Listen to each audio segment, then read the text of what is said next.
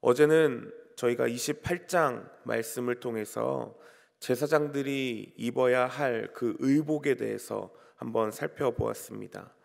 우리 인생의 최고의 디자이너가 누구시라고 혹시 말씀 가운데 기억하고 계신지 모르겠습니다.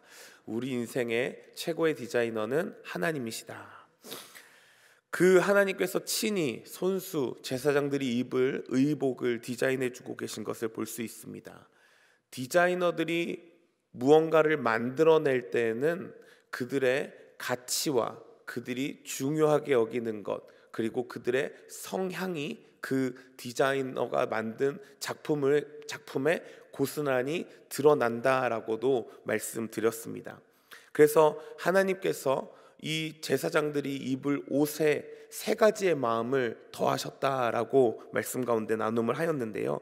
그 첫 번째가 하나님의 거룩함을 옷 입길 원하셨다.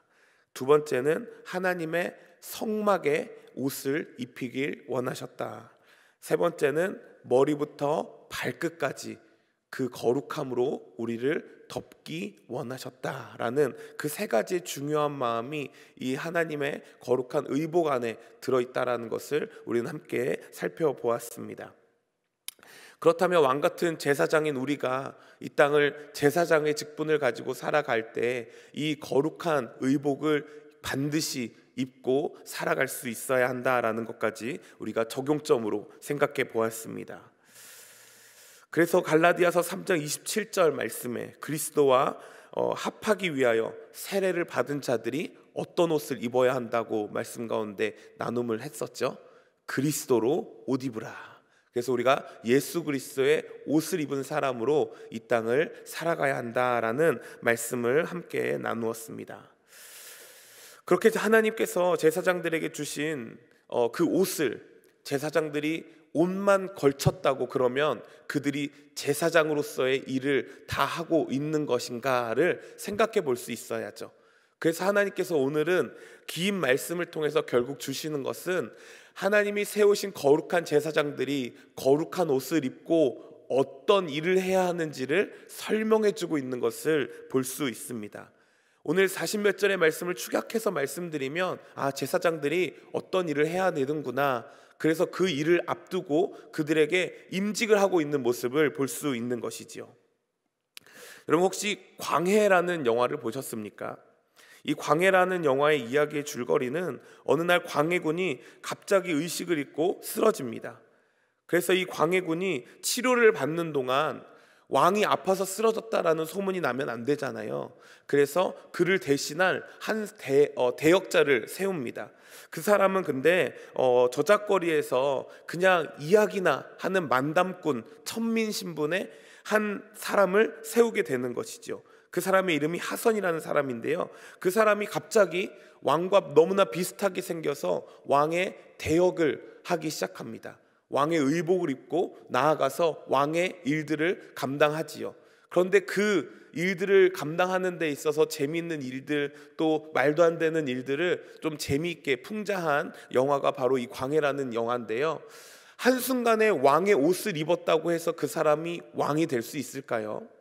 왕은 어렸을 때부터 선택을 받고 한평생 동안 왕이 되기 위한 교육들을 받는다고 하지요. 지난번에 저희 표목사님을 통해서 이 당시 왕들이 얼마나 고단한 생활을 했는지, 새벽 3시 반인가요? 2시 반부터 일어나서 정사를 봐야 되고, 그런 일들에 익숙했던 사람과 한낱 천민 신분에 있던 사람이 왕의 옷을 입었다고 해서 그 사람이 왕이 될 수 있는가? 아니겠죠.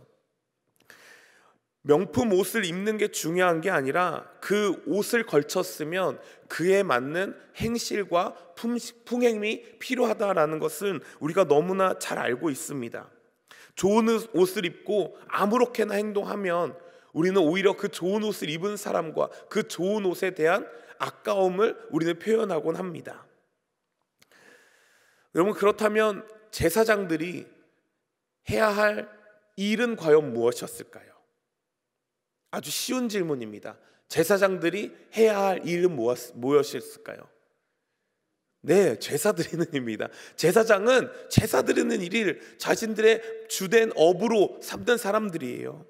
그렇다고 제사장의 옷만 입었다고 그 옷을 입고 마음대로 몰라, 난 이건 입었으니까 됐어 라고 하면서 살아갔다면 말이 안 되겠죠. 그들이 주된 업은 하나님 앞에 제사를 드리는 일이었을 것입니다.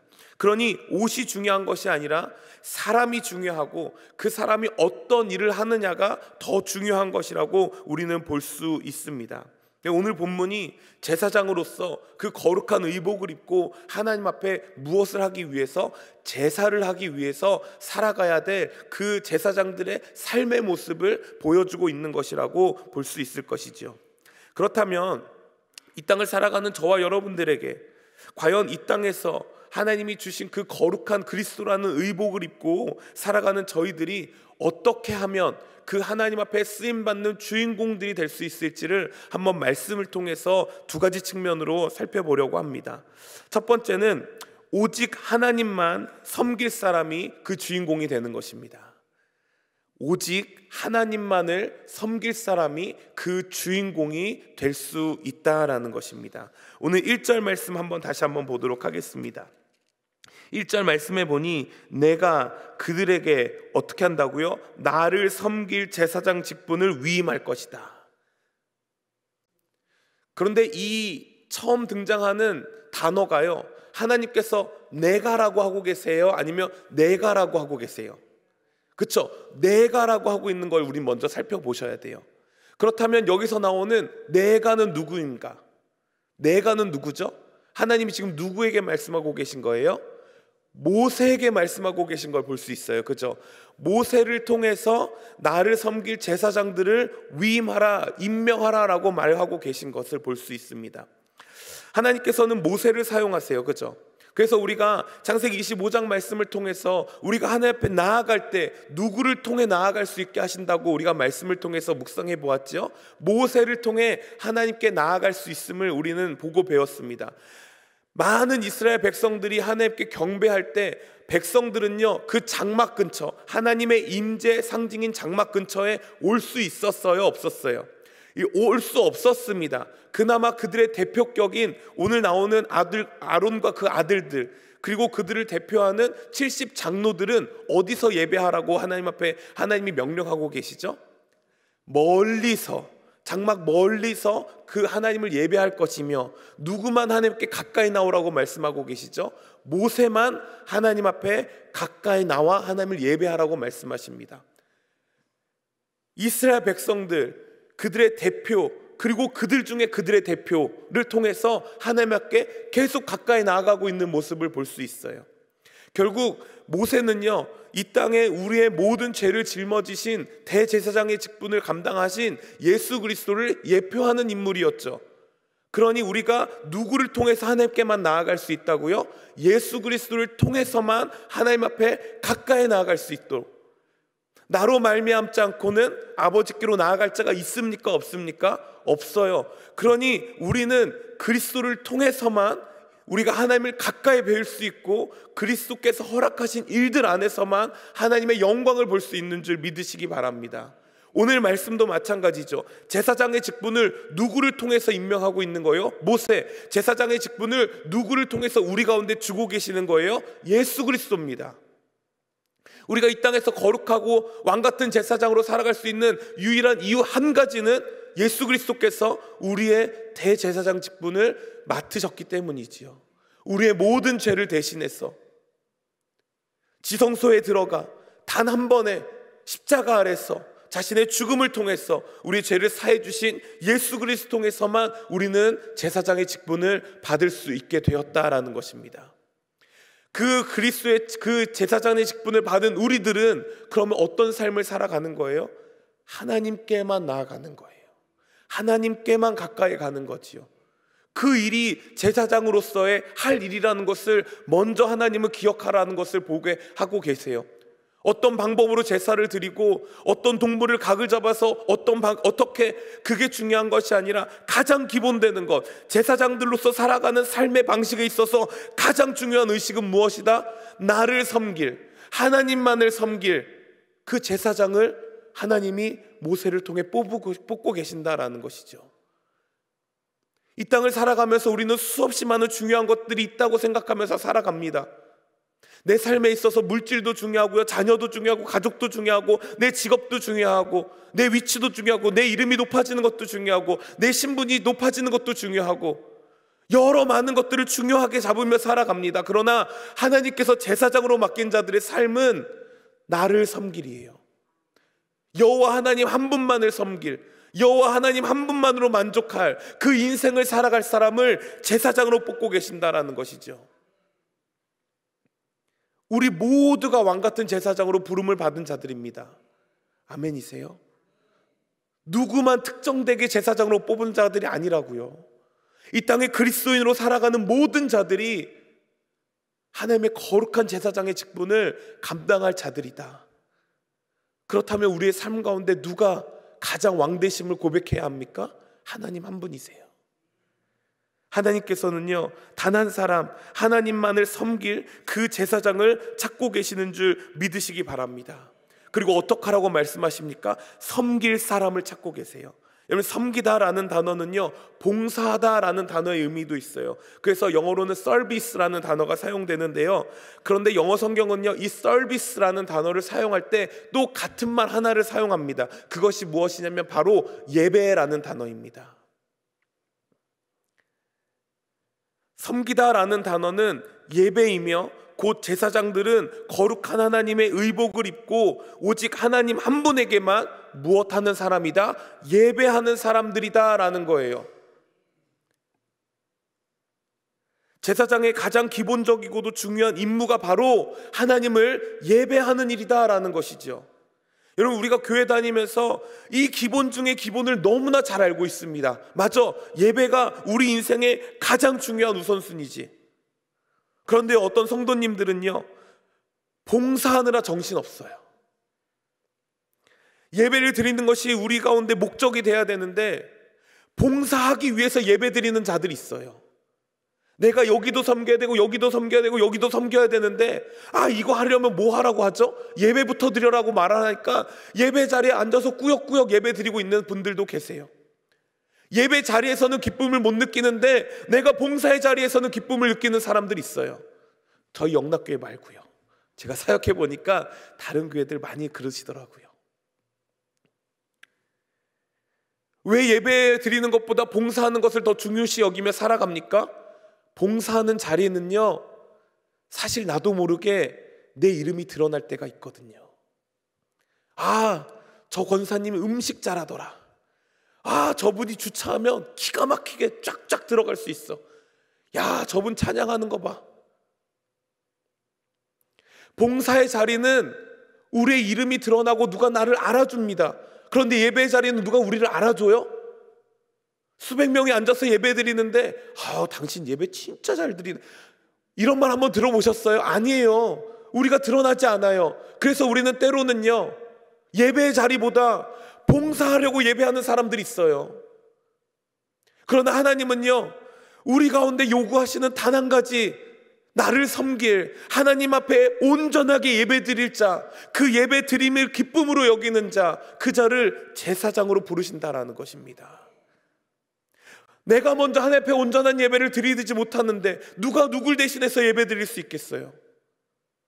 내가 예배 자리에서 기쁨을 느끼지 못하는데 내가 어떻게 다른 사람의 기쁨을 위해서 예배 자리에 있을 그걸 섬기는 자리에 있을 수가 있겠어요? 지금까지 해오셨던 것처럼 예배를 우리 우선순위 삼고 살아갑시다. 가장 중요한 요소로 삼고 살아갈 수 있는 저와 여러분들 되어질 수 있기를 예수님의 이름으로 축복합니다. 그런데 이 말씀 구절에 보니까요, 1절부터 3절까지 말씀, 그들을 거룩하게 할 어린 숫소 하나와 흠없는 숫양한 둘을 택하고 무교병, 기름 섞인 무교병과 기름 바른 무교 전병 고운 밀가루로 만들고 그것들을 광주리에 담고 광주리에 담은 채 송아지 두 양과 함께 가져오라.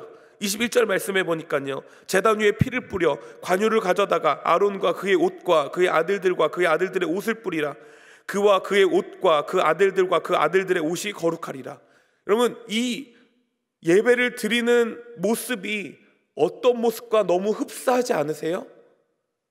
무교병도 준비해야 되고 막 양들을 잡아다 막 피를 막 내야 되고, 우리 머릿속에 떠오르는 한 장면이 있을 겁니다. 어떻게 보면 이스라엘 백성들에게 기억나는 한 장면이 있을 거예요. 그것은 어떤 장면일까요? 유월절 사건일 것입니다. 무교를 만들어 먹고 어린 양의 피를 잡아 문설주에 바르고 제단 위에 뿌리고, 여러분, 이 모습들이 마치 유월절의 모습과 너무나 흡사한 것을 볼 수 있습니다. 예배를 드릴 때 이 유월절을 기억하라는 것이지요. 유월절은 어떤 사건입니다. 430년 동안 종살이하던 이스라엘 백성들이 자유도 없고 고통과 고난과 눈물밖에 없던 그들의 인생 가운데 하나님께서 찾아와 주셔서 그들을 출애굽시켜 주시는 놀라운 사건의 역사 현장 가운데 어린 양의 피가 그들의 생명을 살리는 능력이 되었음을 하나님께서 직접 친히 보여주고 계시는 것, 어린 양의 피가, 그 희생이 나를 살리는 생명이 되었다라는 것이죠. 그것을 기억하고 기념하라는 것이죠. 예수 그리스도께서 죽으시기 전날 밤 제자들을 모아놓고 자신의 피를, 자신의 떡을 나누며 자신의 살을 띠며 어떤 말씀을 하셨습니까? 이것을 통해 나를 기념하라. 우리의 예배의 주된 목적, 방법은 무엇입니까? 어떤 방법들이 중요한 것이 아니라 그리스도께서 피 흘려서 생명을 우리 가운데 허락하심을 우리가 감사로 고백하는 것을 기억하라라는 거예요. 그것이 하나님을 예배하는 것이다라는 것입니다. 우리의 삶의 예배가 어떻게 드려져야 됩니까?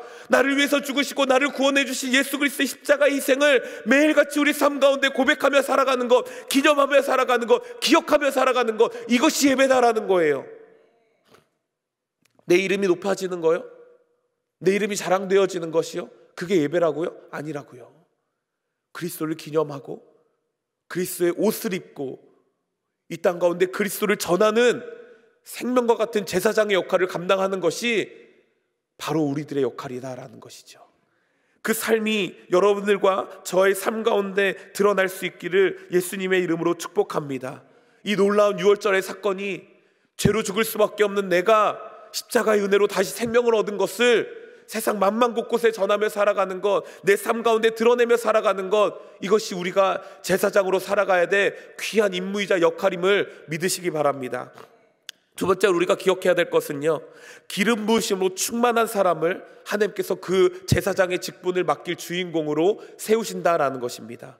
기름 부으심으로 충만한 사람, 4절부터 6절 말씀에 보니까요, 그 거룩한 의복을 이제 입으라고 말씀하십니다. 그리고 그 거룩한 의복을 입은 자들에게 하나님께서 무엇을 하고 계시냐면 7절 말씀인데요, 관유를 가져다가 그의 머리에 뿌리고 그의 머리에 기름 부음을 행하고 있는 것을 볼 수 있습니다. 관유가 지금까지 사용된 곳을 살펴보면요, 지금 하나님께서 관유를 어디에 사용하라고 말씀하셨냐면 성막이에요. 그 거룩한 증거궤 위에요. 성막의 기구들 위에요. 하나님이 일일이 기름 바르심을 허락하셨습니다. 그것들의 특징이 무엇입니까? 하나님의 임재의 상징입니다. 하나님이 함께 하시겠다고 하시는 것, 하나님이 내가 너희를 만나겠다고 한 곳, 그것들을 통해서 하나님은 그것들의 기름 부음을 하고 있는 것을 볼 수 있습니다. 하나님이 거룩한 제사장들에게 기름을 붓는 이유는 무엇일까요? 내가 너와 함께 하겠다라는 것이죠. 내가 너를 함께하여 내가 거룩하니 너희도 거룩함을 행하며 살아갈 수 있도록 해주시겠다라는 것입니다. 내가 스스로 거룩하게 될 수 있습니까? 없습니까? 없어요. 기름 부으심을 받고 나아갔더니 거룩하게 되어지는 것이죠. 거룩한 옷을 입혀주시니 내가 거룩함을 옷 입는 것이지요.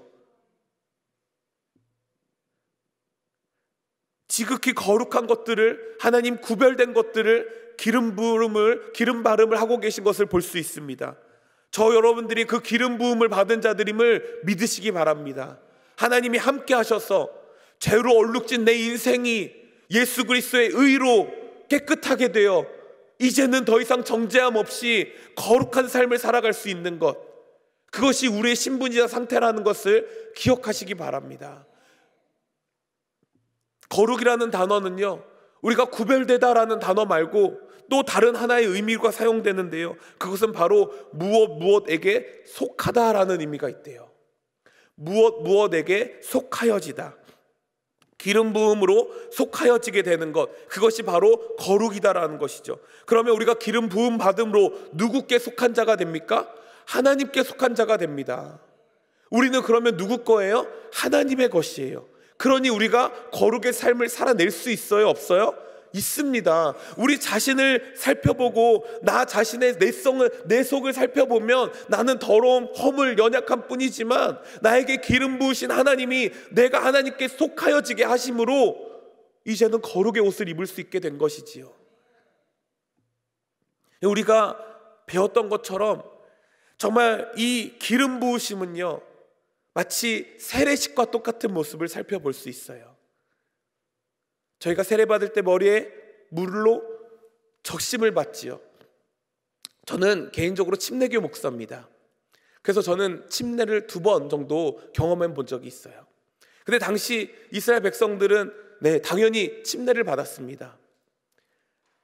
세례와 침례를 저는 둘 다 받았는데요. 사실 한국에선 세례를 받고 미국에선 침례를 받게 되었는데요, 개인적으로는 침례가 참 의미가 큽니다.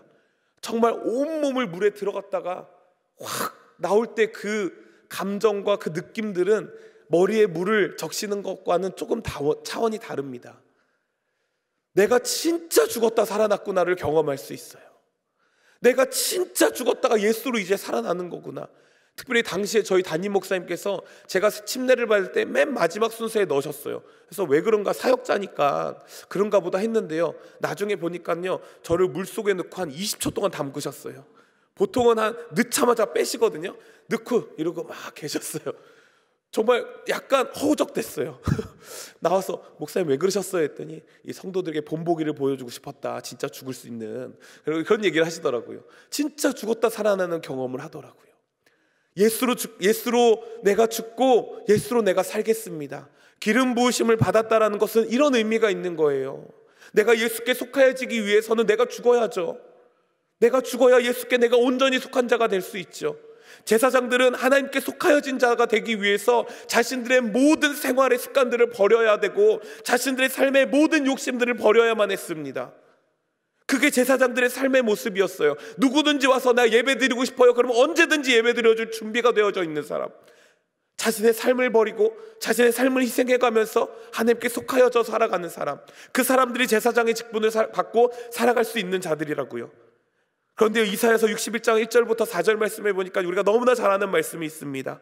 주 여호와의 영이 내게 임하셨으니 이제 여호와께서 내게 기름을 부으사 가난 자에게 아름다운 소식을 전파하려 하겠습니다. 나를 보내사 마음이 상한 자를 고치시며 포로된 자에게 자유를, 갇힌 자에게 노임을 선포하고 여호와의 은혜해 우리 하나님의 보복의 날을 선포하여 모든 슬픈 자를 위로하고 시온에서 슬픈 자에게 화관을 주고 죄를 대신하여 기쁨의 기쁨으로, 슬픔을 대신하여 찬송의 찬송으로, 근심의 옷을 대신하여 의의 나무 곧 여호와께서 심으신 영광을 나타낼지라 일컬음을 받게 할 것이니라. 하나님께서 택한 자들에게 영을 부어주시사 그들에게 기름 부음을 허락하여 주셨어요. 성령의 충만함을 있게 하여 주신다는 거죠. 그런데 그들이 해야 될 역할이 있다라는 거예요. 그들이 해야 될 역할이 무엇입니까? 가난한 자에게 아름다운 소식을 전하는 게 성령의 충만함을 받고 살아가는 자들의 모습이라는 거예요. 하나님께서 우리 가운데 성령의 충만함을 부어주시는 이유는요, 내가 능력받아서 무언가를 행하는 것이 아니라 가난한 자에게, 포로난 자에게, 슬픔에 빠진 자들에게, 근심에 놓인 자들에게 하나님의 복음으로 말미암아, 하나님의 능력으로 말미암아 다시 한번 생명을 얻고 힘을 얻게 하는 자리, 그 자리로 나아가는 것이 우리가 해야 될 역할이라는 거예요. 그게 제사장들이 해야 될 역할이라는 것입니다. 기름의 충만함을 받고 나아가 뭐 하는 거예요? 그들로 하여금 죄에 물들어진 그들, 죄로 속상한 그들, 죄로 억압받는 그들에게 나와 나를 대신해서 제사를 좀 드려주세요. 내가 하나님께 너무 가까이 가고 싶은데 가까이 갈 방법을 모르겠어요.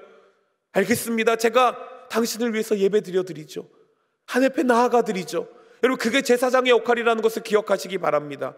그 무엇보다 중요한 것, 하나님이 우리에게 주시는 이 놀라운 특권을 놓치며 살아가지 않는 저 여러분 되어질 수 있기를 예수님의 이름으로 축복합니다. 같이 기도하겠습니다. 하나님 감사합니다.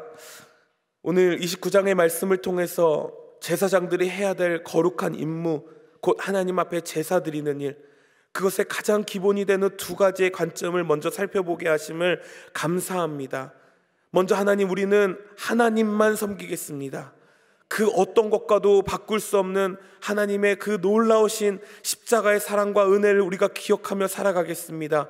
믿음으로 고백하는 자들에게 하나님의 큰 축복이 임할 줄 믿고, 또 우리가 하나님 앞에 기름 부은 자들로서 성령의 충만함을 잊기 위해서 날마다 노력하며 하나님 앞에 나아가는 이유와 목적은 가난한 자, 슬픈 자, 포로된 자, 앞을 보지 못한 자, 죄로 억눌림 받은 자, 그들이 하나님 앞에 나와 제사함 받고 새 생명을 얻는 그 중간 다리 역할로 우리를 세워주신 줄 믿사오니 날마다 충만함으로 주 앞에 나아가는 저희들 될 수 있도록 도와주시옵소서. 오늘도 오늘 하루를 살아갈 거룩한 왕같은 제사장으로서 제사의 임무를 온전히 수행하며 나아갈 수 있는 저희들가 될 수 있도록 도와주시옵소서. 감사드리며 예수님의 이름으로 기도합니다. 아멘.